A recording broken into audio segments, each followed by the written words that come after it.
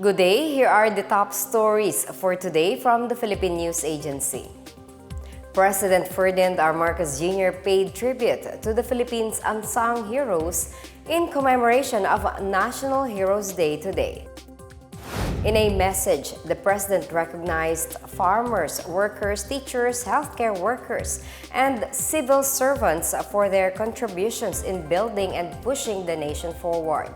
He also hailed everyday citizens who carry out simple acts of kindness to others. Marcos urged Filipinos to draw inspiration from the strength of our ancestors and fellow Filipinos towards the creation of a bagong Pilipinas. He said that in honoring our heroes, the country affirms the values, virtues, and ideals they stood for as its own. Marcos also led Heroes Day rites at the Libingan ng mga Bayani in Taguig City, where he called on citizens to be heroes in their own right by upholding democracy and abiding by the rule of law. Meanwhile, Defense Secretary Gilberto Teodoro Jr. called on all Filipinos to pay tribute to present-day heroes who continue to show their patriotism amidst uncertainties and challenges. The defense chief also paid tribute to the heroes who have helped shape the nation's history through their selflessness, courage, and sacrifice. He emphasized that terrorism is not confined to the battlefields or in the seas, as it can also be found in the commitment to justice, daily acts of kindness, and the uplifting of fellow Filipinos. Shifting gears now, several countries slammed China after its latest attack on a Philippine vessel in the West Philippine Sea. United States Ambassador to the Philippines Mary Kay Carlson called out China's unsafe, unlawful, and aggressive conduct.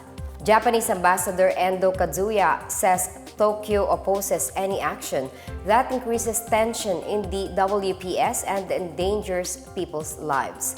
Endo called to uphold a rules-based international order and to adhere to its commitments. In a separate statement, European Union Ambassador Luc Veron said the EU trusts that respect for international law is essential in the South China Sea as anywhere else. On Sunday, China blocked a humanitarian mission to resupply Filipino fishermen with diesel, food, and medical supplies. The Chinese ships rammed and blasted horns on BRP Dato Sanday, a vessel of the Bureau of Fisheries and Aquatic Resources, which was operating Hasa-Hasa Shoal to Escoda Shoal.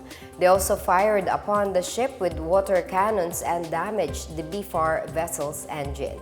National Task Force for the WPS spokesperson Jonathan Malaya slammed China's claims that Filipinos fell overboard and were rescued by the CCG, calling it fake news seeking to bolster their public image. He said Manila continues to assert its rights in accordance with the United Nations Convention on the Law of the Sea and the 2016 Arbitral Award.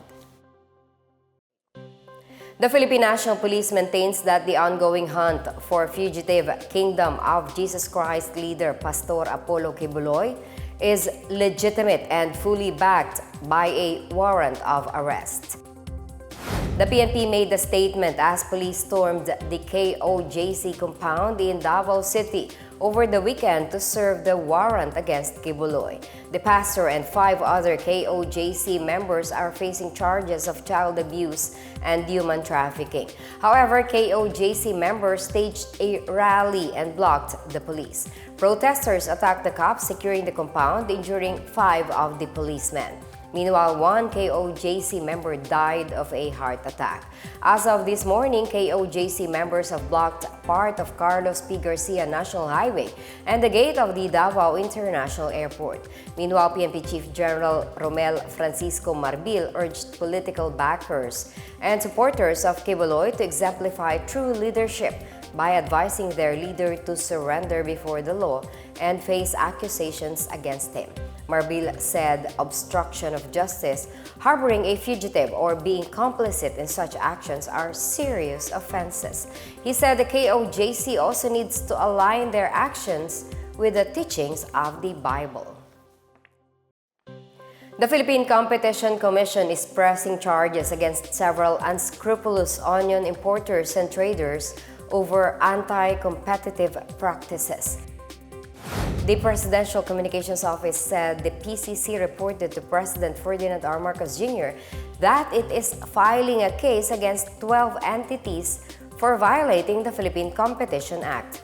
The antitrust body said the respondents agreed to allocate the supply of onions in the country, but instead they assigned sanitary and phytosanitary import clearances and divided the volume of imports among themselves. It said they controlled more than 50% of the volume of onions being imported into the Philippines.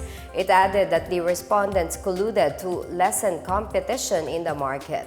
The PCC said these illegal practices led to the importers and traders avoiding competition with each other and failing to independently decide on their policies. It has recommended a total fine of 2.4 billion pesos against the violators. In other news, more Filipinos can look forward to fresh yet affordable food as the Department of Agriculture prepares to open more Kadiwa ng Pangulo outlets in Visayas and Mindanao.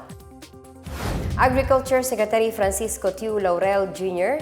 said about 60 Kadiwa ng Pangulo sites will be opened in September to offer affordable food products including rice worth 29 pesos per kilo. He says the Kadiwa stores will serve more Filipinos in vulnerable sectors as well as help farmers sell their produce. Under the Kadiwa ng Pangulo program, the DA aims to open at least one Kadiwa store for every 1,500 municipalities. Tiu Laurel said they are coordinating with partners in the private sector to supply basic goods like sugar, canned goods, oil, and other condiments to the Kadiwa outlets. And that's the latest and the biggest stories on the PNA headlines. For more news updates, visit our website pna.gov.ph or our Facebook and X account, Philippine News Agency. The PNA Headlines is also streamed via the Servicio Facebook page. You may also watch the PNA Headlines through the Philippine News Agency's YouTube account and via the News and Information Bureau website under PNA News. I am Marita Muahe. This is the PNA Headlines, bringing stories that unite the nation.